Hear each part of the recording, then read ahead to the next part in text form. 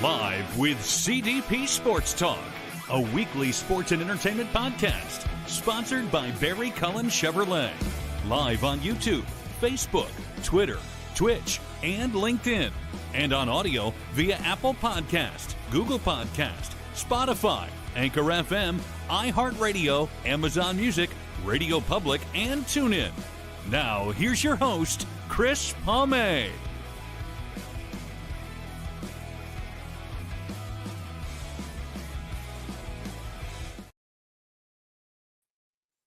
Good evening, everybody. Welcome to Season 9, Episode 36, overall 476 of Live with CDP Sports and Entertainment Talk Show, sponsored by Barry Cullen Chevrolet Dealership at 905 Woodlawn Road West in the Guelph Auto Mall.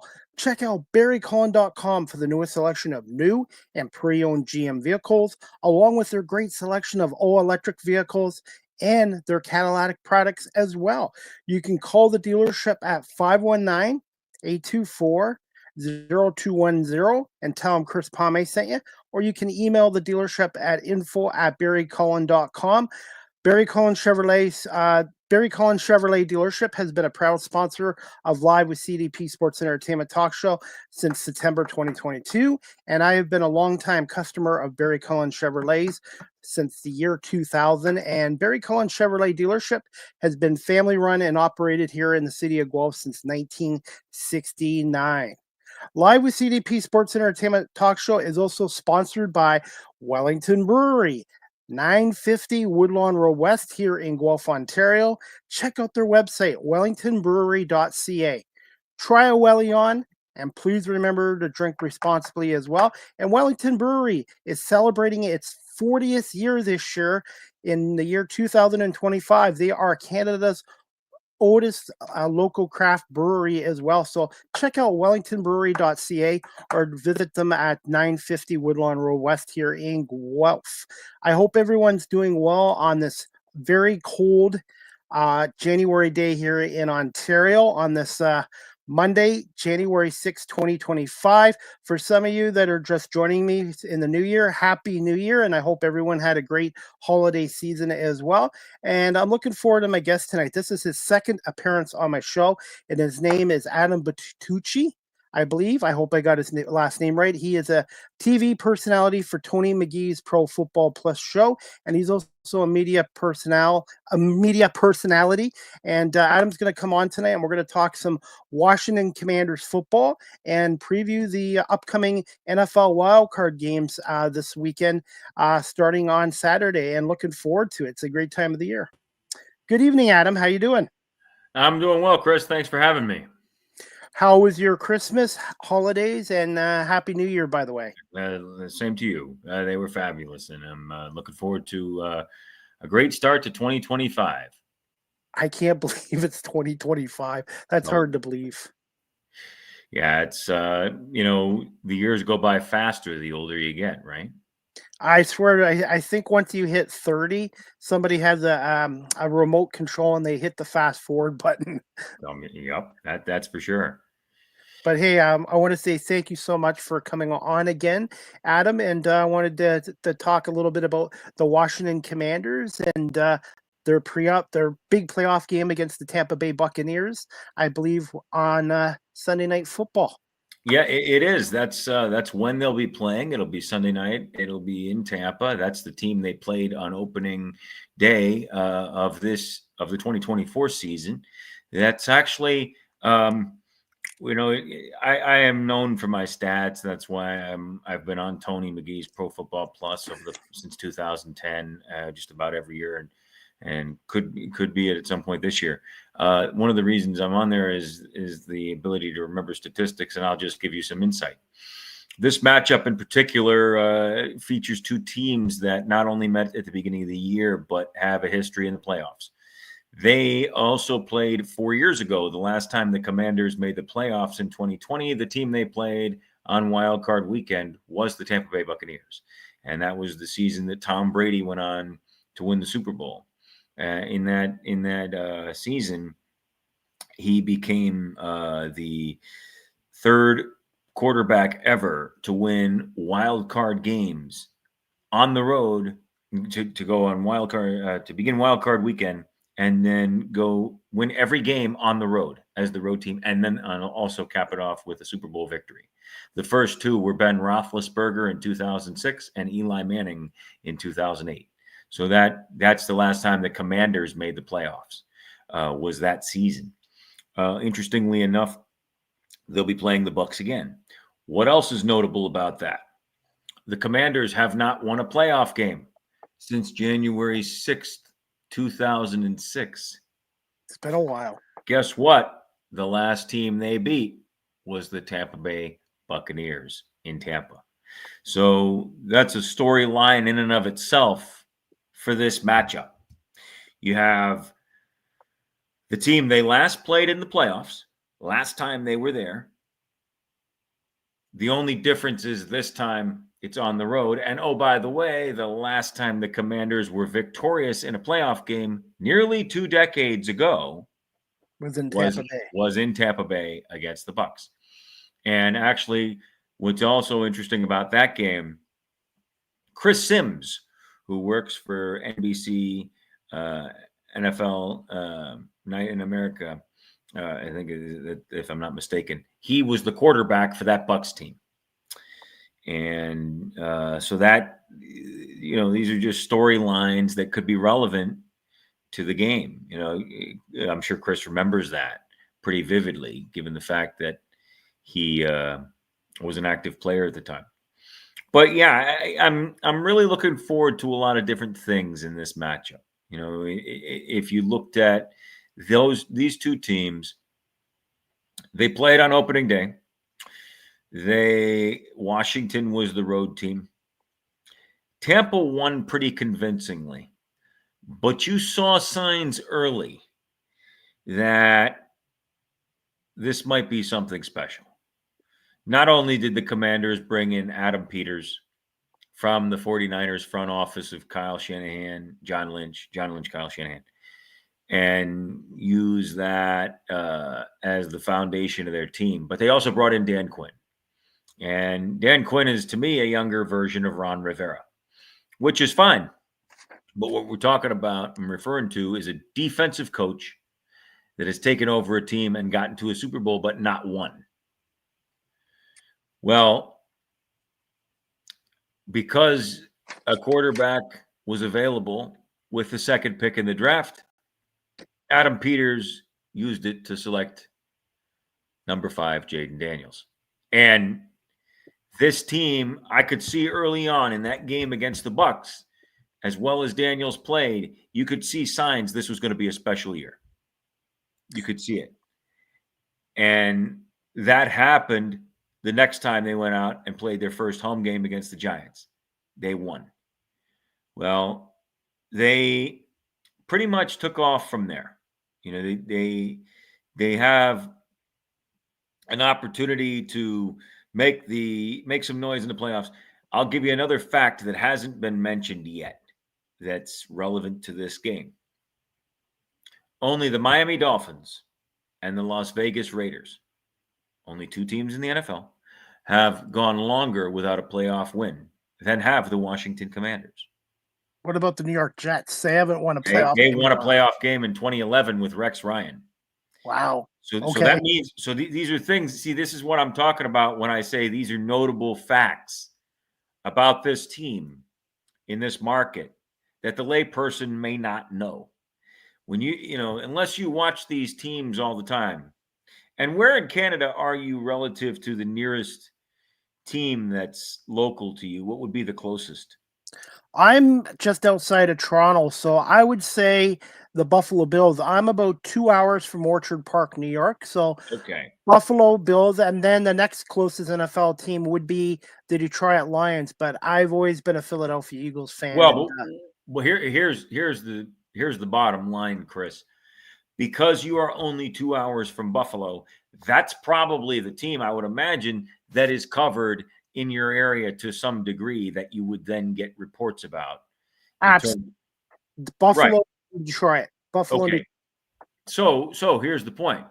You would be aware, for example, about facts of the Bills going all those seasons without a playoff win. Yeah, they went Josh Allen. You would be aware of facts about the Bills, losing all 4 of the Super Bowls in a row that they they lost. But, these teams have all these different markets have, unique facts about them. Absolutely. And I'll give you some more insight. Okay. Something happened yesterday that is extremely important. Since 1992, only one team in the NFL has not won 68.8% of its games in a season. Only one. Can you name them? I would say, well, New England, they went 16-0 in 2007, and they lost one game. They lost one game in the Super Bowl. Right, but only one team in the NFL has not had a winning percentage of 68.8%. Only one in the league since 1992. Only one. Can you name that one team? Cleveland Browns? Nope. It's the Washington Commanders. Commanders. Wow. Until they beat the Cowboys yesterday. Okay. You got me there. You got me there. So that's another stat that's relevant to this turnaround, so to speak, as far as this team's concerned. If you were to take the losing that they've done, and really it goes back to when Jack Kent Cooke was the owner. The last 6 seasons, the Kent Cookes owned the team. They averaged 6 wins a year and did not make a playoff appearance. Okay, so these are important facts when you factor in what's changing in this market from this team under new ownership, so to speak. And Josh Harris has only been here since 2023. Therefore, as an owner, it's a completely different situation. Everything about it, from the part ownership group to the front office to the coaching staff, it has changed. And you see it now, but they're things that have changed in a way. These are the facts that the layperson probably doesn't know about this franchise. And so these are changes that, but at the same time, even though they're not aware of them, they're experiencing that change as they watch the Commanders play football on TV or go to games. But to be fair to the Commanders too, and this goes for any other team, they haven't had a franchise quarterback since Mark Rippon, in my opinion. Go ahead. I was going to say no, and I know it's a team game in that, but it helps to have that quarterback. And I think the Commanders, they have their quarterback for the next 10, 15 years if he stays healthy, and Jaden Daniels.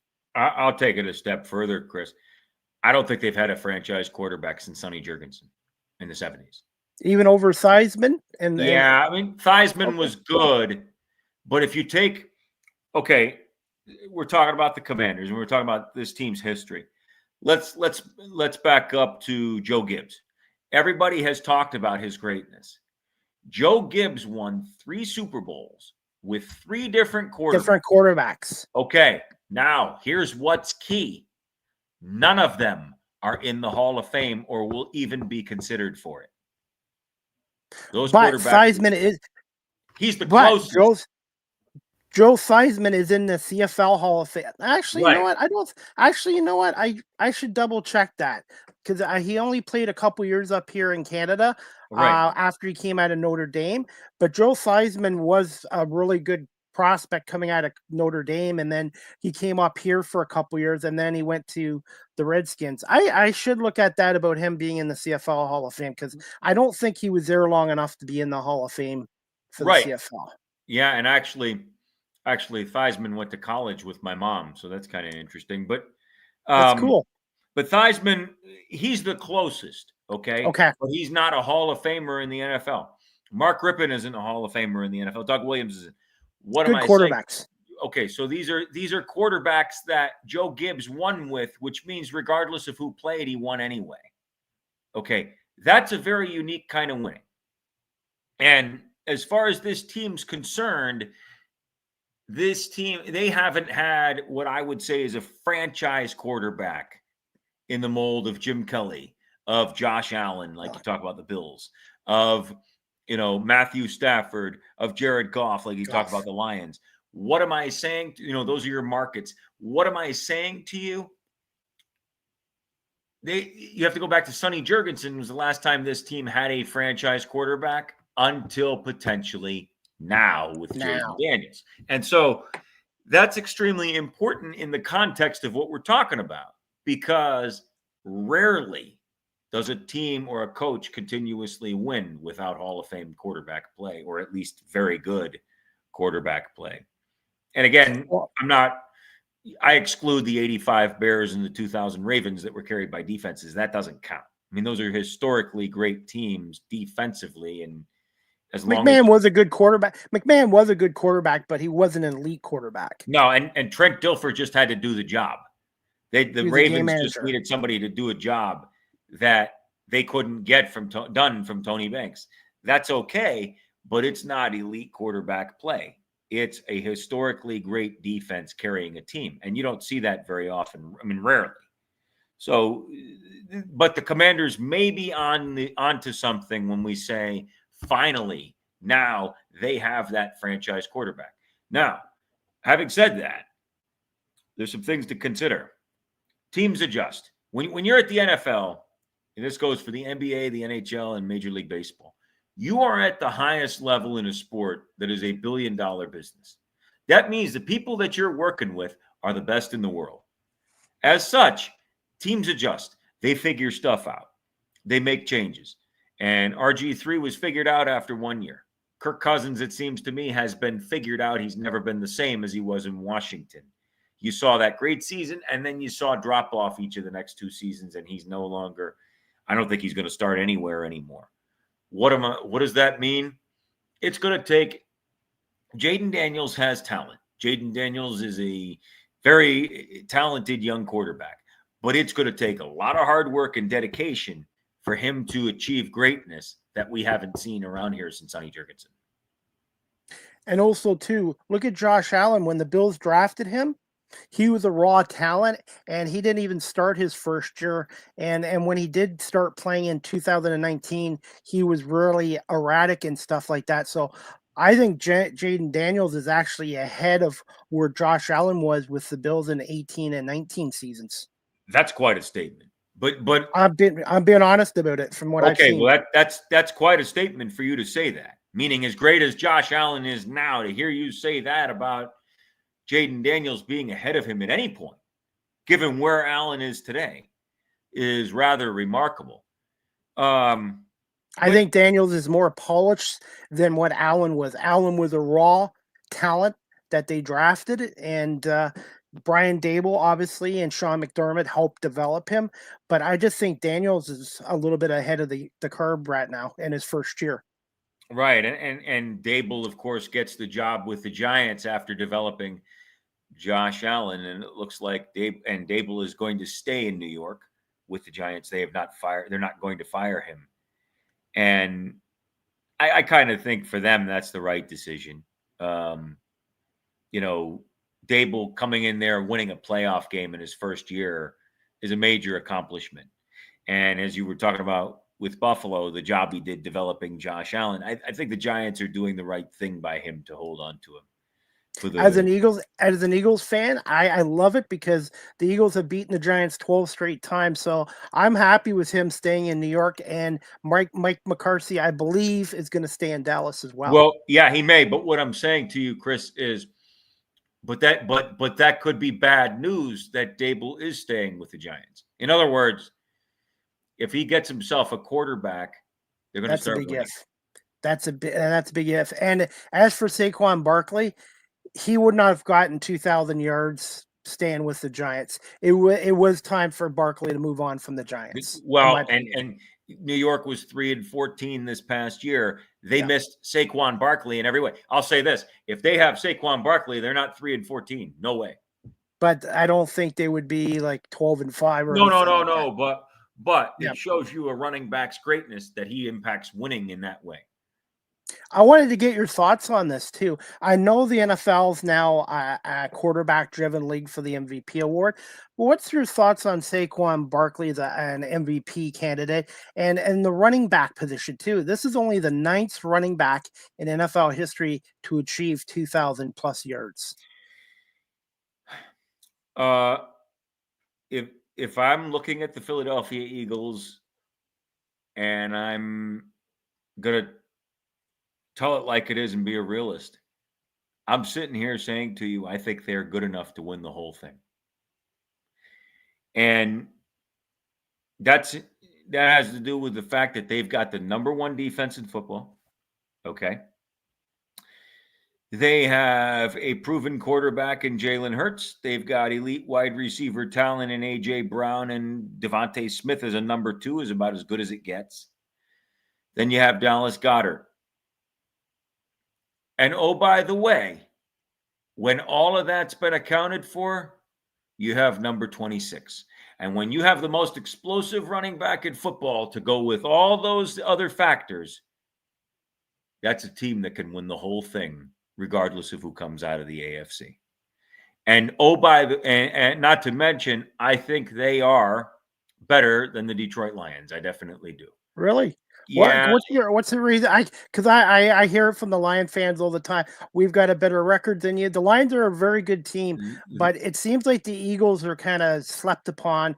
The national media right now is focusing on Detroit. And what's your thoughts? What's your reasons? Well, what I'm looking at is, like I said, the Eagles have the number 1 defense in the NFL. They have Jalen Hurts, who's a very good, if not great, quarterback. Okay. Concussion. He's still in concussion protocol right now. Let's assume for this purpose. Okay. By the time the playoffs get around, meaning by the time the Eagles have to make some noise, he's ready to go. Okay. If you assume he's going to be ready, and you assume they're going to have A.J. Brown, Devontae Smith, they're going to have Dallas Goedert, they're going to have their line that's very good. They're going to have the number 1 defense in football that, by the way, was just 2 years ago was in the Super Bowl. If I'm not mistaken. Yes, that was 2 years ago. Super Bowl 57 against Kansas City. Which means they've got championship DNA. Which means they've got heartache and pain experience at the highest level. And when you have all those variables playing in your favor, then on top of that, you've got the most explosive running back in football by a mile. And he's healthy. But he shows that. I think he was healthy. He just sat. I saw him play against the Commanders when they lost that game. And I saw the most explosive running back in football, and it's not even close. That's what I saw. And when you have everything the Eagles have going for them, and then you've got number 26 playing at that level, both as a running back but also as a pass catcher, that makes them a whole different – that brings a whole new dimension to their football team that has – the ability to go into a Super Bowl and upset the Kansas City Chiefs or whoever comes out of the AFC. My only concern right now, obviously, Hurts' concussion. Hopefully he'll be clear. I'm assuming he'll be cleared for the Packers game. I do like Kenny Pickett, and Tanner McGee has been nice as a rookie, but obviously you don't want a rookie starting a playoff game.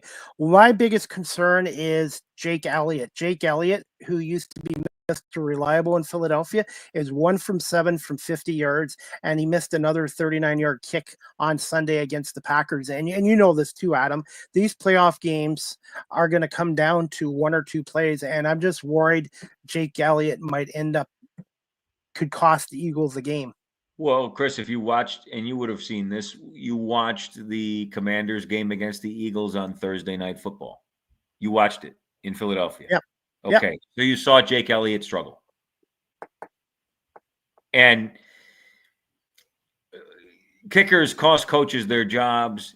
You know, Marty Schottenheimer had struggles in the playoffs that you may remember watching his teams in the 80s and the 90s and the 2000s. Well, there was a kicker who cost him his victories in the playoffs, And I'm going back to 1995 against the 96 against the Indianapolis Colts. His name was Lynn Elliott. I remember him. Yes. He missed these field goals that would have sent the Kansas City Chiefs to the AFC Championship game, no questions asked, against the Pittsburgh Steelers. And all I'm saying is kickers do that all the time.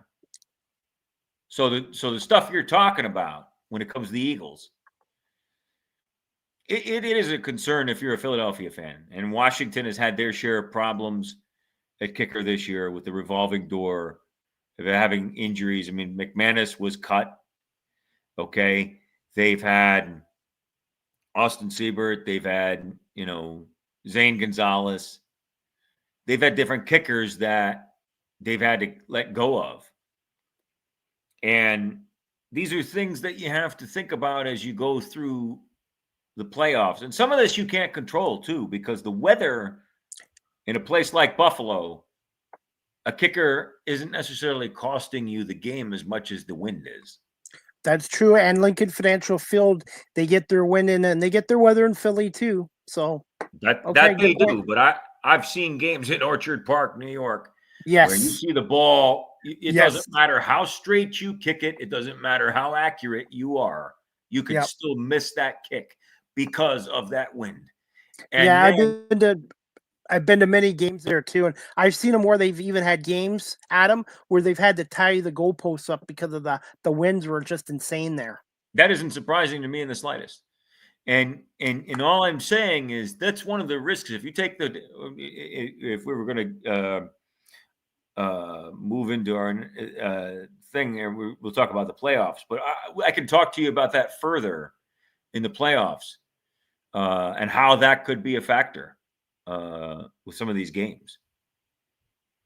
Absolutely. And I just wanted to get into the Commanders' win against Dallas yesterday. Sure. Just thoughts on the Commanders' latest comeback win, 23-19 over Dallas, and the playoff backup quarterback Marcus Mariota, the former Eagle quarterback and former Titan as well. Yeah, we could talk about Mariota. He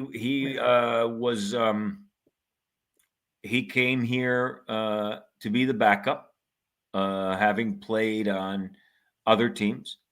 People remember he was drafted by the Tennessee Titans very early to be their franchise quarterback. He showed flashes there. He is a proven starter in the NFL. He is a guy who has shown the ability to start, to win, to make the playoffs. And he came in and Jaden had some problems against the Carolina Panthers, and he was unable to finish that game. And Marcus Mariota came in and won that game for them at the end of that season, at the end of that game when Daniels was unable to finish. Well, we saw more of that against the Cowboys. And Marcus Mariota is a proven starter in the league. So you're not talking about a second, third year player coming in at backup. We're talking about a guy that's game planned, that's done everything, that's seen defenses in a way that gives him many advantages at any given time when called upon. As such, he can perform, he can play well, and we saw that against the Cowboys in Dallas yesterday. We saw a guy who never lost composure, even when the team was down in the fourth quarter, when they were down by 3 points in that game, as we watched it. He was confident they could win. I saw it based on his play. They had to go for it on 4th and 1. He had a game plan where he had the whole game. There was a play that he was ready to. He had the whole Dallas defense fooled. It was a quarterback keeper, and he got something like 30 yards on that play to set up field goal range opportunity to tie the game. Instead, what does he do? He comes in, he spikes the ball, and on the last play, throws a touchdown pass. And oh, by the way, a record-breaking touchdown pass for Terry McLaurin. He set a franchise record for most touchdown receptions in a season with that catch against the Cowboys yesterday. And so he is, the Commanders are in good shape at quarterback for this year. From what I saw as we get to the playoffs. If you were to look at what they did against Dallas, Now, context is everything. Trey Lance was drafted by the San Francisco 49ers. They admitted, based on what they evaluated, he was the biggest mistake they ever made. Well, he played in Dallas's game yesterday, and he showed why the 49ers made a mistake. Said another way, if a better quarterback had been playing, Washington probably loses. And there are some things that you can take from that and say, well, the Commanders played well against Dallas. But a lot of the numbers, if you do the game, I was looking at it before I appeared on camera with you. I was looking at the stats from the game. The Commanders should have lost based on what I saw. The only real advantage they had was red zone efficiency. Otherwise, Dallas was better across the board. And so I'm sitting here thinking to myself, if I'm Dan Quinn, Dallas is a division rival. You throw out the records when those teams play, but I can look at this game and say to myself, Tampa is going to look at the film of the Dallas game and see things they can exploit. You know, Tampa is going to be a different animal. Tampa is going to be a better team. You're going to be on the road again. You're going to be dealing with difficult circumstances. What things do they correct between now and Sunday night that are not only fixable but will not reoccur again? Because if they do them against the Bucs, they've got no chance to win. Well, I had to ask you this. Washington's had some great receivers over the year. How good is Terry McLaurin? Like how good is he in terms of all-time great receivers in Washington? He's easily in the top 10 of best wide receivers the Commanders have ever had. But I'll take it a step further. I think he's easily among the 10 best in the league right now. And I think he always has been. Why haven't we seen it? Because the guys throwing to him have been backups. Or at the very least, very average NFL starters. Very average. Okay. Yet the numbers have always been there. So in the event he got somebody that was better than an average starter, such as Jaden Daniels, who even now as a rookie is better than the average starting quarterback in the NFL. Can you say that based on what you've seen? Yes. Okay. Yes. Well, with that in mind, I saw this coming from Terry McLaurin. Okay. I said to myself, as soon as he gets somebody who's a better than average NFL starter throwing to him all the time in practice and games, then this has him putting up numbers written all over it. Guess what? We saw him break the franchise record yesterday for most touchdown receptions in a season. We saw him we saw all this stuff happen, and we saw a 12-5 football team appear before our eyes in a way we haven't seen in more than 30 years. So I'm not surprised. You know, only Jamar Chase, for example, had more touchdown receptions this year than did Terry McLaurin. He was second in the league in touchdown receptions. I think if I'm Tampa, I'm very concerned about playing against him. What's his biggest strengths as a wide receiver, in your opinion? It used to be his 4.35 speed. Because if you watched games, Chris, and you would know this having watched the NFL over time, Jerry Rice ran a 4.7, Marcus Allen ran a 4.7, Emmitt Smith ran a 4.7. They were a lot faster than 4.7 on the field. Okay. And Terry McLaurin ran 4.35, but he plays even faster on the field than 4.35 in some ways. He's also very smart. You know, he runs these routes that you say a guy drafted in the third round doesn't do that. And, you know,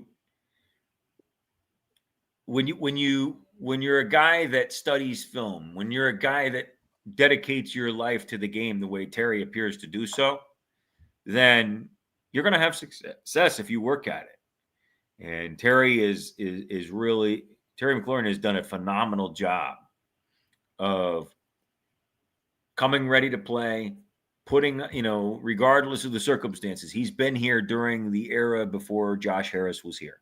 He's been here during the tough times. He's been here through the heartache and the pain. Now he's reaping the benefits of that because this team's 12-5 and going to the playoffs. And I think that'll only help him, that experience of going through those difficult circumstances. That helps him be better prepared for the success he's having now. Does that make sense? Absolutely. And I wanted to speak to you about former Philadelphia Eagles tight end Zach Ertz. How much of an impact has he had on the Commanders and Jaden Daniels? He's been off the charts, Chris. Zach Ertz, 2017, I remember the first game that the Eagles played against Washington. And I watched it. And I'll tell you something else. That Washington team had an elite offensive line. They had 2 Pro Bowlers. One is going to the Hall of Fame in Trent Williams. The other is Brandon Scherf. And even with that offensive line, as good as it was, Philadelphia's defensive line mauled them like they were nothing. Okay. As you think about, that's how good that Eagles defense was in 2017 that won the Super Bowl. That defensive line was that elite. And I think Philadelphia, when a team is that good at something, it was apparent right away how great that Eagles team was that won the Super Bowl when they played Washington on the first game. What do I think? Now, I think, is Brandon Graham still? Yeah, he's still in Philly, isn't he? He's still in Philly, but he tore his pec muscle, and he's apparently done for the year unless the Eagles get to the Super Bowl. So as of now, Brandon Graham is still with them, and Vic Fangio, their defensive coordinator, he wants Brandon Graham to still come back next year because he was outstanding before he hurt himself. Right, but all I'm saying, Chris, is that defensive line, what was so shocking to me is even with an elite offensive line like Washington, they ran through them like they were nothing. And when a team can do that, well, the Eagles are like that again. That their defensive line is like that now. And so, yeah, I think the Eagles, they're a threat, and people better watch out. Okay, what are your thoughts on the wild card matchup on the road next weekend against the Tampa Bay Buccaneers? What are some keys to a Commanders win, and who are some players to watch out for on the Commanders, and maybe an X factor for your team? Okay, I'm glad you asked, because these are things that I've been looking at and seeing. At the start of the year, Washington's Achilles heel was at secondary, and their corners were abused. They were abused by Mike Evans in week 1. They really struggled to pass defend. Well, that's when Adam Peters did something about it. He made a trade with the New Orleans Saints for a guy named Marshawn Lattimore, who, by the way, is going to be available and ready against the Bucs. That's huge. How does Marshawn Lattimore defend Mike Evans? They've played against one another many times. They know each other well from the rivalry from the Saints and the Bucs in the NFC South. I would imagine, now I don't know if Joe Witt's going to do this, but I would seriously consider, and it's been done before, and it has drawbacks. I would seriously consider shadowing Mike Evans with Marshawn Lattimore. Because if you can take away Baker Mayfield's favorite target, he is not the same quarterback. And for the Commanders to win, you cannot let Mike Evans have a big game. Matter of fact, did you see yesterday that Evans tied Jerry Rice's record for most 1,000-yard receiving seasons consecutively with their win over the Saints? Wow, that's amazing. Right. That's amazing. So he with the yardage, and I'm not naive. Mike Evans can still play this game at a high level. So what do the Commanders have to do? Joe Witt said that he wanted to beat the Cowboys in the press conference before they played. The Commanders' defensive coordinator, Joe Witt. What does he do? Because if this team's going to win, you're going to have to slow down number 13. If you don't, Tampa will win this game. And the Commanders will go yet another season without a playoff win. The other thing I look at is you got to win the turnover battle. Who's going to step up? One guy I'm looking at is Dyami Brown. He's a guy, I mentioned this earlier, Chris. He has 4.44 speed, but I feel like he's faster than that in game speed on the field. If Tampa's going to do everything they can to take away Terry McLaurin, who's going to step up and be the guy to put pressure on Tampa's defense and scare them with speed? Dyami Brown is who I have in mind. He made the play in the game against the Eagles. You may have watched that. You remember watching it when they were at FedEx Field? Yes. He had that 33 loss. Well, but all I'm saying is if you go back and look at the film, you see them down there at the 5-yard line, and they hit Dyami Brown for the 40-yard bomb. Yes. Okay. So how is that relevant to this game? If you're going to if his speed is going to be a factor, and you're going to be able to use that to your advantage, he's got to step up and be able to do what he did against the Eagles in Tampa. He's got to use that speed that he has to make it game speed to frighten the Bucs defense so that Terry McLaurin, the pressure is taken off of him to a certain degree.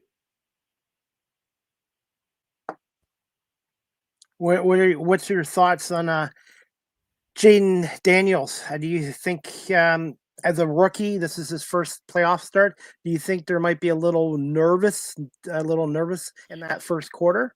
There will be. I'll say this. I'll say two things. First of all, I've been amazed, and I think Chris Sims talked about this the other night, last night. I've been amazed at his composure and his calmness. There's a calmness about Jaden Daniels that's there. He has what I call it when it comes to, understanding situational football, realizing the circumstances, adjusting to situations, and doing well. That's the first thing. The second thing is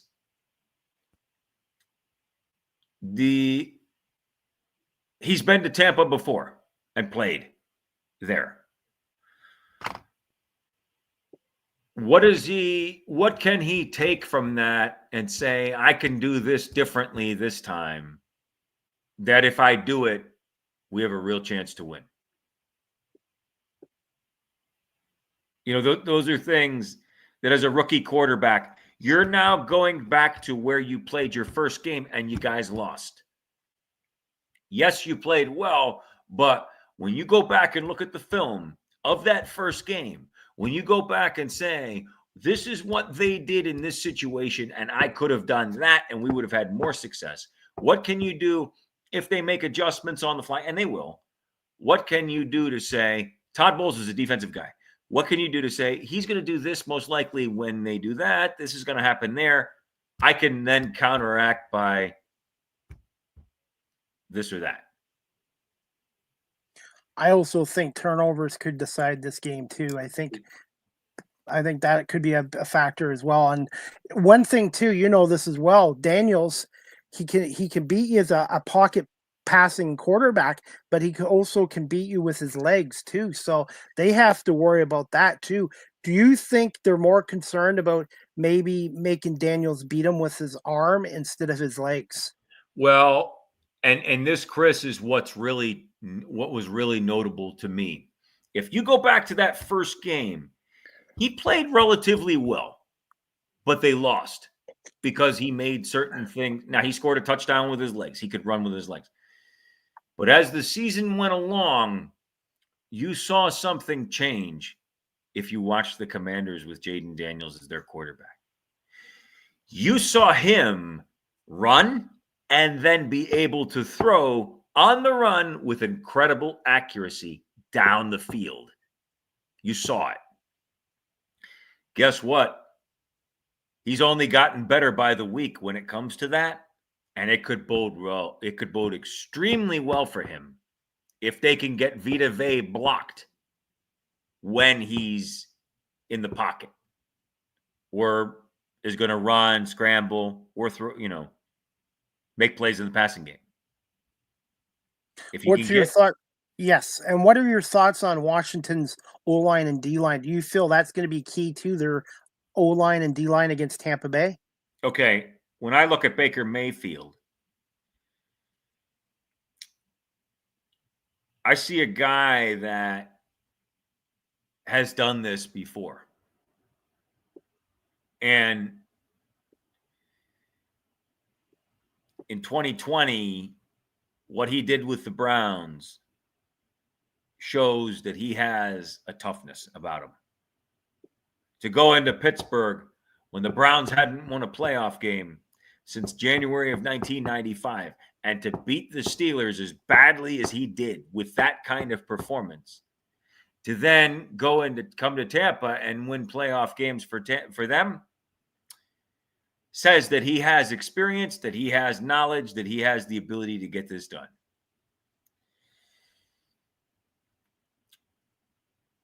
If the Commanders don't play well against him, he's smart enough to beat them. They're going to have to keep him in the pocket. They're going to have to limit his abilities to throw. They're going to have to take away Mike Evans because he's his favorite target. And what you're going to basically have to do is keep him in the pocket, find a way to keep him in the pocket and take away his first number one, which is Mike Evans. If you do that, then Tampa could potentially become one-dimensional, where they have to run the ball and they don't have confidence that they can make plays in the passing game, which would then give Washington a leg up. But they'll have their hands full because Baker Mayfield's not going to hand it to them. How do you see this game playing out?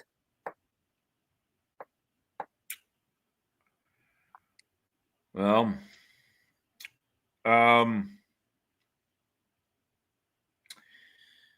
because I see a team that is on let me just check something for you real quick since you asked. The Commanders are currently on a 5-game winning streak. And it seems to me, as I look at their situation with their team, they've gotten better by the week. They've developed a toughness about them that began when they played Tennessee, but from there only got better. And when they but it hit its peak when they beat the Eagles. Because if you remember, the Eagles had won something like 9 games, 10 in a row. They had been on fire in every way. And they were up 14-0 in that game too. Right. And then Hurts got hurt, and then Washington got back right in it. Right. But what's key is the confidence that gave Jaden Daniels by getting that win. That was huge, yes. And when you can take that and say, that's my win of the year. That was the only team up to that point that they had beaten with a winning record. And they only beat 2 of them all year. Cincinnati was the only other one because Atlanta lost to Carolina. When you can do that, it was a turning point for him. This team hasn't lost since then. Really, they haven't lost since Tennessee. I do think Washington's going to pull it out. Close, very close. Game. But because they're on a 5-game winning streak, because they have Marshawn Lattimore to at least contain Mike Evans, that means Baker Mayfield's favorite target is going to be up against a guy that's going to give him all he can handle. And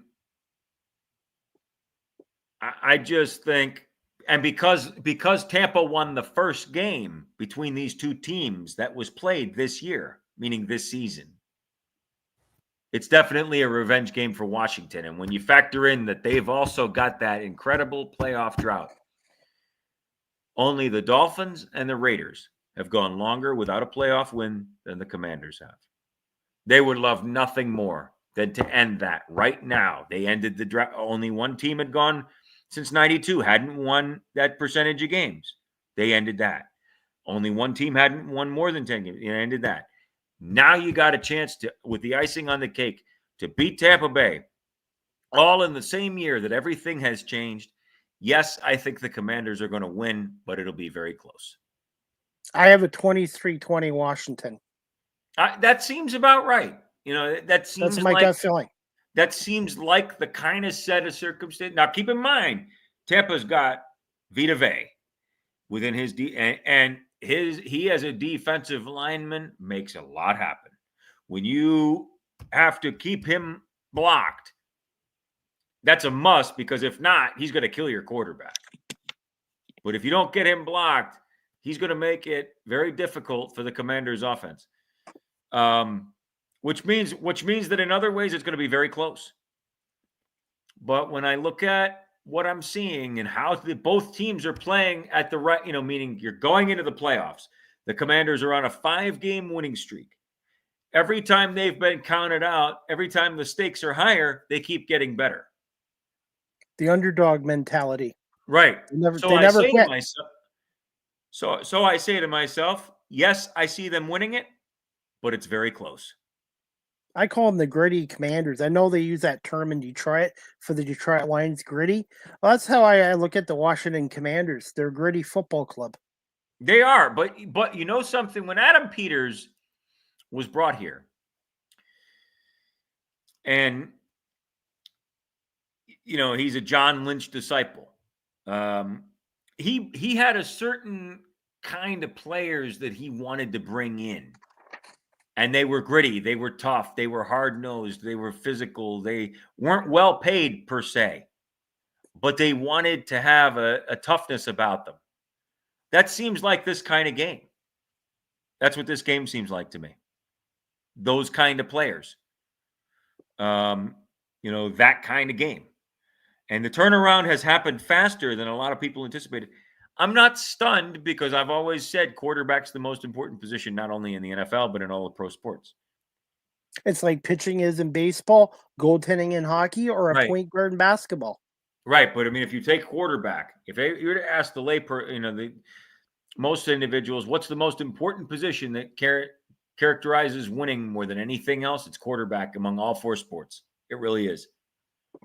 I mean, how often do you see the teams? Because if you have a big man in basketball, you can win. If you have a great batting lineup in baseball, you can win. If you have a great center forward in hockey, you can win. Any of the other players, but a great goalie too.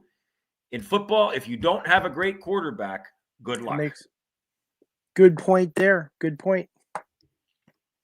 And But so, you also need to have a good backup quarterback, because I know a team here in Toronto in the CFL this year, they lost their starting quarterback with a broken leg, and they had a backup veteran quarterback that helped lead the team to a Grey Cup championship. So to me, it's also important to have a good backup quarterback in case.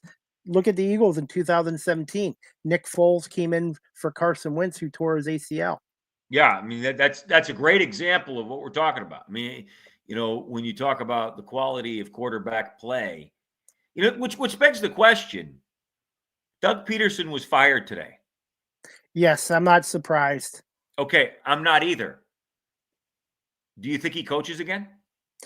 I do think he'll coach again, but I don't think he'll be a head coach. I think he'll be an offensive coordinator or quarterback coach. That's what I'm saying. You don't think he'll be a head coach again? Not for the foreseeable future. Okay. In my opinion. Okay. Yeah, I just wondered because he got fired today. And I look at some of the other teams around the league, and I just am curious as I see the situations unfold. Somebody getting fired today or upcoming soon could resurface right away.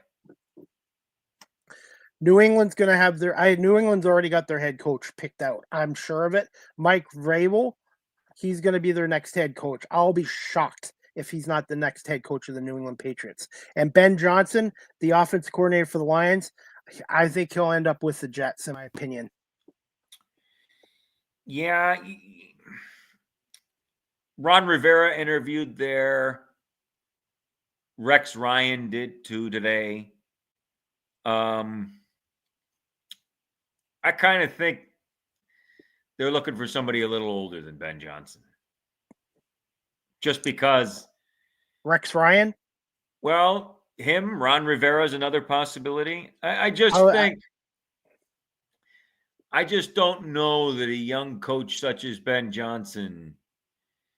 You see similarities between him and Josh him. McDaniels? Just like with Josh McDaniels, he was a hot head coaching prospect a couple times, and he didn't work out in Denver or Vegas. Well, I'm not saying that Ben Johnson can't coach. Okay. I think he can. I'm just telling you, I don't think the Jets are the right Jets are a good market. Said another way, New York is a brutal market. New York has a lot of tough media members. You're a young coach who's got an opportunity. If you don't win right away there, you're in big trouble. And what's your thoughts on Gerard Mayo with the New England Patriots after 1 year? Well, this is where I think New England is falling into the trap of what the Washington Commanders used to be. And this is why I never really was sold on the idea that Bill Belichick was what they said he was after he left the Browns. I remember when he was with the Browns. I remember a lot of losing. I remember all the losing seasons. And then I remember when he took over in New England, they didn't win right away. And only after number 12 took over did all that winning start. And even when they went 11-5 with Matt Castle, they didn't make the playoffs. They didn't win continuously. What does that have to do with what's happening right now? Number 12 hasn't played since 2019, and the Patriots have only made the playoffs one time since then, regardless of who the coach is. And, oh, by the way, they have the same number of playoff wins as I do over that time frame. Accordingly, I think Bob Kraft is out of answers, and I think he's panicking. I don't think he understood what he had when he had Tom Brady. And even before him, Drew Bledsoe. I don't think there's a quick fix in Foxborough. I really don't. I think they could be in for a lot of losing for a long time. Absolutely tend to agree. And before you wrap this up, Adam, what's your thoughts on this weekend's NFL wildcard matchups? Denver at Buffalo, Pittsburgh, Baltimore, the Chargers against Houston, the Pack against the Eagles, And obviously now it's going to be the Vikings and Rams. Let's start with the first game that's going to be played. The first game played is going to be The Chargers and the Texans. That's the first game at 4:30 on Saturday. Correct. I think Jim Harbaugh is arguably the best coach in football. I really do. And I feel that way because he's never had a losing season, and every time he's made the playoffs, he's gotten to at least the conference championship game each time. I think the Houston Texans are in real trouble because Adam, I tend to agree with you. I think DeMeco Ryans doesn't have that experience in those tough games the way Jim Harbaugh does. And Chris, as I look at what I see, Harbaugh's been through fixing teams right away and making instant contenders out of them. He has a toughness about him that rubs off on his players. The Houston Texans, to me, are the underdog, and I don't see them winning. I see the Chargers winning that game, and they could, and potentially by a lot, meaning if mistakes are made, they could lose by 2 scores easily. I have a 27-17 Chargers. It could be a close game if Houston is careful, but if not, this has the potential to be ugly. And then the next game is Pittsburgh, who's 10-7, have lost 4 in a row, playing awful football right now, taking on the red-hot Baltimore Ravens, who everybody's talking about the Chiefs repeating. Kansas City beat them, but the Baltimore Ravens, I think, are a legitimate Super Bowl contender, and I don't see how Pittsburgh's going to go into Baltimore and upset the Ravens. I could be wrong. I think this game could be a blowout too. We talked earlier about this being winter and having snow. This game has that feel to it, Chris, as I think about it. Winter weather, both winter weather cities that, Pittsburgh gets, cold, snow, etc. Doesn't this just have that feel to it? That kind of game, this type of matchup, 2 hard-nosed football teams playing outside in cold weather. Doesn't that just seem like what we're headed for? But as I look at it on tape, and because it's in Baltimore, coached by one of the Harbaugh brothers, who I think are the 2 best coaches in football, I have the Ravens winning. And that Steelers defense the other night against the Cincinnati Bengals would have me very concerned.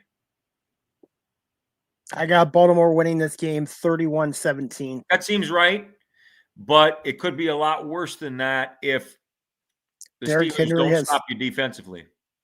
And Derrick Henry too. They didn't have him last year, and he can get 100, 150 yards. And Lamar, they could literally get 300 yards rushing against Pittsburgh. Very well said.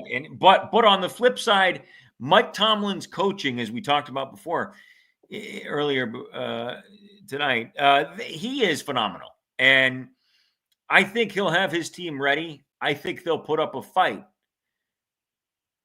But do I think the Ravens are going to lose this game at home with their Super Bowl aspirations hanging in the balance? No, I don't.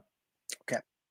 The next game I wanted to bring up with you is the Sunday 1:00 game, a rematch of the 1991 AFC Championship game between the Denver Broncos and the Buffalo Bills at Highmark Stadium, Sunday at Orchard Park. You know what's funny, Chris? That year was the first season I started following the NFL. And in 1991. That game that afternoon between the Broncos and the Bills is as vivid right now as it was then. And I was only 9 years old. I remember rooting for the Broncos as hard as I could because for some odd reason I had the feeling that because in 1988 the Broncos lost 42-10, if they were to play them again, the same result was going to happen. But of course, at 9 years old, you don't understand. Football's different every year from, because of changes that are made. I remember Elway got hurt. Gary Kubiak came in. Matter of fact, that was Kubiak's last game for the Broncos. He retired after that game and became the head coach at Texas A&M. All of that said, it was a tough, hard-fought game that afternoon, and I see more of the same in this matchup.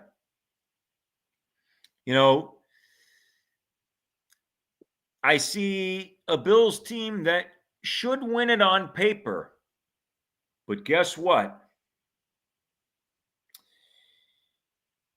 You're going up against a coach that you can't ever underestimate or question. To me, he has the huge coaching advantage, and I'm talking about Sean Payton. I wanted to ask you this too. McDermott has done a great job in his 8 years in Buffalo. They've gone to an AFC title game a couple years ago. They've had 7 out of 8 years playoffs. They've been consistent. But if they get put out by Denver, I'm not saying McDermott's a bad head coach, but how many more years and chances does McDermott get to coach Josh Allen, who's in his prime? That's a fair question, Chris, and I've heard that in the news and online, different things, various places about the window closing and McDermott not getting it done with Josh Allen.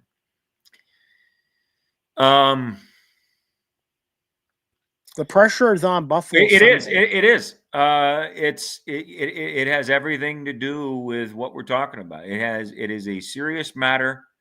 Marty Schottenheimer was fired by the Chargers after a 14-2 campaign. That's because, to me, LaDainian Tomlinson's prime is there, and it's going to be gone. You can't get it back. Well, Norv Turner came in and won 3 playoff games for them. Took them to the AFC Championship game in one of those seasons against the Patriots. I see a similar scenario here, potentially. Do I think McDermott will get fired if they lose to Denver? I would say no, but you might see a parting of ways, potentially. Meaning McDermott says he's had enough. They get somebody else. McDermott goes somewhere else among these teams and says, I want to coach somewhere else. I want to coach another team among the jobs available and start in 2025 with another club. I could see that scenario playing out, maybe even a trade for him. Much the way John Gruden was traded for, and the Raiders ended up getting 2 first-round picks, 2 second-round picks, but the Bucs won the Super Bowl because they traded for John Gruden, and his offensive wizardry, so to speak, got the Bucs over the hump. I could see the same kind of thing happening here. And this is probably the game that I think is very dangerous if you're a Buffalo Bills fan, because the secondary for Denver is very risky to throw against. Turnovers could be a factor in this. Bertain Jr. He's good. Is unbelievable. And if Josh Allen takes the risk of trying to play games on his side, you're asking for trouble. I think this is going to be a 1-point game. I do too, but 27-26 Buffalo. So right? Okay, so the question then becomes, what if anything? And we talked about this earlier. Wind. some of the stuff about cutting kickers.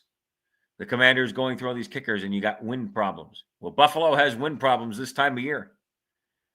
You know, the kicker they have, Tyler Bass, he's been inconsistent this year, but he has one of the strongest kicking legs in the NFL. So I'm not overly concerned about him.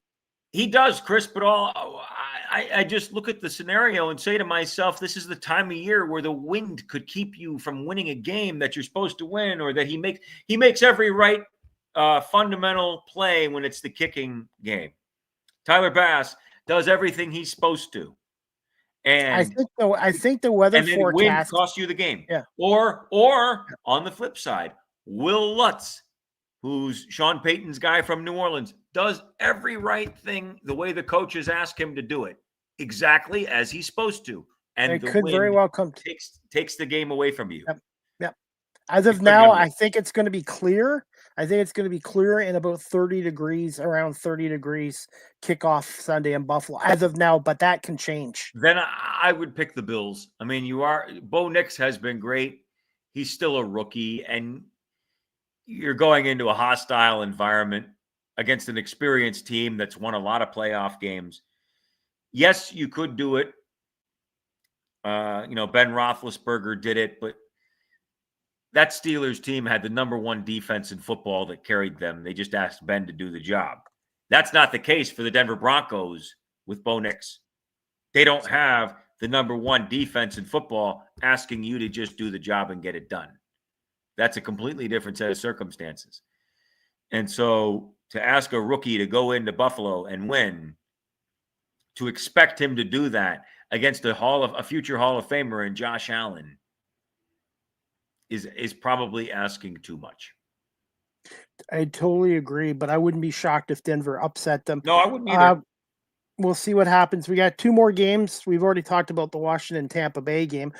Packers and Eagles. Packers are coming into this game. Christian, what's his last name again? Christian Watson. Watson. He left with a bad injury, a non-contact injury. I guess he's out for the year.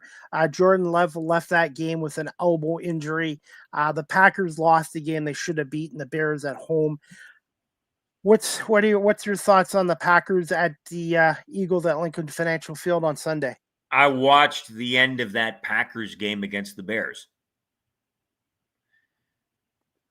The Bears had the Hail Mary loss. Noah Brown caught Jaden Daniels' pass. They lost every game after that. The Bears did. Until yesterday when they beat Green Bay. First time since 2018, I believe. Okay, but they ended that losing streak began with that Hail Mary play against the Commanders. They lost every game after that. Until they beat the Packers yesterday. If I'm Green Bay, you're potentially in serious trouble. Because if Jordan Love isn't going to be what he's going to be, you're going on the road. You're in a hostile environment against a team with Super Bowl aspirations. Yes, it's great that Jordan Love went into Dallas and beat the Cowboys last year. Yes, it's great that he's got them, having a great season where they are. All of that said, the Philadelphia Eagles have the number one defense. They have a quarterback that's elite. They've got a tight end. They've got two wide receivers, and then they on top of all that, they've got Saquon Barkley. And when you've got him and everything else, I could easily see that being over by halftime, with Philly running away. Even if Jalen Hurts isn't available to play. Because if the Packers are going to struggle the way they have, in the manner that they've struggled, and you're not going to be able to consistently win because of not having things an ideal way, then to expect to go to Philadelphia where they have Super Bowl aspirations or bust with their season, meaning that's what they expect, then for them to have a chance, Jacobs has got to rush for 150 to 200 yards, and their defense has got to take the ball away from the Eagles. They're going to need turnovers and make it a short field for Jordan Love in that offense. The other thing they're going to have to do is they're going to have to control the time of possession. You're going to have to keep Philadelphia's offense on the sideline. Absolutely, totally agree with you there, Adam. But then again, how do you do that against the number one defense? That's what's going to be so hard on the road. It's going to come down to the offensive lines against the defensive line, and I feel the Eagles have a better offensive line and defensive line than the Packers do. I think you're right. I think that's certainly a possibility. If the Packers can stay in this game until the fourth quarter and keep it close, they'll have a chance. But this game could be over with by halftime. Very easily. If it goes away, I think, or a lot of people think it is. So for me, the Packers are heavy underdogs here. Do you anticipate Jalen Hurts being available? That's a good question, because I know everyone's like, oh, he's been out for a couple of weeks. And I'm like, yes, but every person with a concussion is different. And I like to think he's going to start. But if he doesn't, I believe it'll be Philadelphia native Kenny Pickett. As much as Tanner McGee, the rookie quarterback, has played well in his couple of games, you can't go with a rookie quarterback in a playoff game at home. Not if you can avoid it. So to me, Hurts, I think, will play, but if not, Kenny Pickett will be starting. Right. And Pickett played for Mike Tomlin, so he's learned a lot from him. And, they could still win even with Hurts sideline with a concussion under those circumstances. And finally, the last game, Adam, Minnesota and the Rams. The Vikings are 14-3 and dropped to the 5th seed against the Los Angeles Rams. This game is just, it has all the fun to it, doesn't it? I mean, it has two of the youngest coaches in football, Kevin O'Connell and Sean McVay, coaching against one another, these two teams playing. And as I look at this game, it's gonna be two of the highest scoring teams. Which defense is going to come up big? But then I look at the matchup on paper and I say to myself, there's the yeah, but factor. The Vikings have the second best record in the NFC. Yeah, but the Rams have a quarterback and a head coach that have won a Super Bowl. And you're going to their home field and you're asking your first-year starter, who wasn't even supposed to do this. No, J.J. McCarthy got hurt, and then Sam Darnold, they signed him as a journeyman backup quarterback, a stopgap. Right, and it's great. He's been a great story. And his career probably has been salvaged as a result of playing for Kevin O'Connell with Justin Jefferson and the Minnesota Vikings. All of that said, the idea that he's going to go on the road and beat the Los Angeles Rams in their home stadium against a Super Bowl winning quarterback, a Super Bowl winning head coach, a guy who's been there, done that. This team, the Rams, has been there, done that as a group.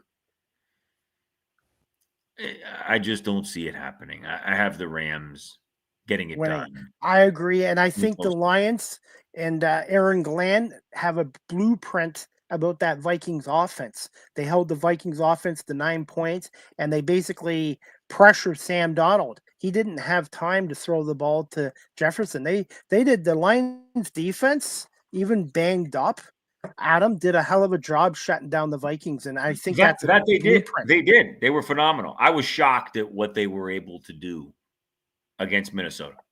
I was stunned and speechless as I watched that game, Chris, last night. The Vikings' performance said to me they didn't have the look of a 14-3 team. They just Totally. didn't. And did they set the Rams up with a blueprint for how to not for how to get a win? I think they may have. I got the Rams winning this game too. I think it's going to be a higher scoring game though. I think the Rams are going to win 34-27. Yeah, that seems about right. I think there's going to be some offense in this game. I just like Stafford and the Rams over the Vikings. That seems about right, Chris. I mean, that seems like the kind of scenario that's going to play out, that's going to get it done. The Rams are going to be at home. The Rams have been there, have done that. Having said that, if the Vikings find a way to get it done, They get to go back to Detroit. Then watch out, because this is one of those games that if Minnesota were to win, that could catapult them to a long, maybe even as far as the conference championship game or Super Bowl. Meaning to go on the road, to win a game like that after being embarrassed, to be able to do that, to get everything together, to beat a Super Bowl winning coach like that at quarterback, could catapult the Vikings to a long run in the postseason. Having said that, you got to do it first. Finally, Adam, where can my audience follow you on social media and Tony McGee's Pro Football Plus, and the best way of contacting you? And also, just quick thoughts on the Kansas City Chiefs. Obviously, everyone's talking about the Detroit Lions, Minnesota Vikings, the Eagles. Kansas City is 15-2 and have a very good chance of getting back to another Super Bowl. They do. The Kansas City Chiefs got beaten badly against the Denver Broncos, but I don't really put much stock into that because number 15 didn't play. No, that was a preseason game. Right. And as long as they have Mahomes, you're going to have the only teams there are a few teams that have a chance, but to actually do it, it's going to be very difficult. I'm thinking along the lines of Baltimore, Buffalo, those teams that have done it. They were able to avoid the Bengals because the Broncos won yesterday. Cincinnati is one of those teams that has gone into Kansas City and beaten the Chiefs. Yep. As I look at it, now, I look at Mahomes and I think he's a risk. He's one play away from real trouble just because of his build. He's not real muscular, so to speak. He's not big. He's not one of those big quarterbacks like Dan Marino that is made to take a pounding. And if anything happens to him, they're done. Against, particularly against those elite teams. Outside of that, I really see the Chiefs getting back to the Super Bowl again. And maybe they'll need Chris Jones and some of the other guys that they haven't had to come back healthy and play well in the postseason to pull that off. All of that said, I see it happening. I see them coming out of the AFC. My Super Bowl prediction as of now, and it could change, is the Baltimore Ravens and the Philadelphia Eagles. I really feel Baltimore and Philadelphia are going to meet up in Super Bowl 59 in New Orleans. I actually have the Eagles and the Chiefs. That would be okay too. And as it stands now, guess what? Believe it or not, provided both teams are healthy, I have the Eagles pulling it off in a very close contest because of number 26, Saquon Barkley. Meaning when you have everything they had last time and they came as close to beating Kansas City as they did. Yep. But you didn't have the extra gear. And they have that now. They have that and some. And I feel they have a better defense than they did 2 years ago, in my opinion. They do. Number one in the league. And so that, to me, has the Eagles and the Chiefs meeting in the Super Bowl, and I have Philly winning. Fingers crossed. Hey, Adam, again, where can my audience follow you on social media? And the best way to follow me on contact Twitter at Adam Battocchi, and then we'll see how things go online. You can always watch Tony McGee's Pro Football Plus. I haven't been on yet this year. I do think at some point I will before the year is over. But yeah, you could follow me on Twitter. I'm always open to questions from the audience. If you have things you want to say, let me know what you think of how the show went. You have other teams around the league you want to discuss, I can do that too. In other sports too. I mean, I'm an avid NBA follower. I follow the NHL to some degree. I follow baseball. So anytime you want to talk sports, college athletics, the NCAA football, college basketball. I mean, I watch the bowl games. I'm a diehard Notre Dame fan. So I'll talk about a little bit, just about anything. Well, Adam, I want to say thank you so much for giving us 90 minutes of your time tonight to talk Washington Commanders and the National Football League playoffs. And you have an open invite to come back on again, and continued success. And I'm really looking forward to the wild card games next weekend, and I'll be watching them all on TV at home. Likewise, Chris. Thank you very much for having me on, and I look forward to seeing you again soon. And I will send you a video and audio copy of our show with some reels and clips as well, if you'd like to tag on your Twitter X page as well. Sounds great. Thanks so much, Adam. Have a good night. You do the same. All right, guys, that concludes season 9, episode 36. Overall, 476 of Live with CDP Sports and Entertainment Talk Show, sponsored by Wellington Brewery at 950 Wellington Brewery at 950 Woodlawn Road West in Guelph, Ontario.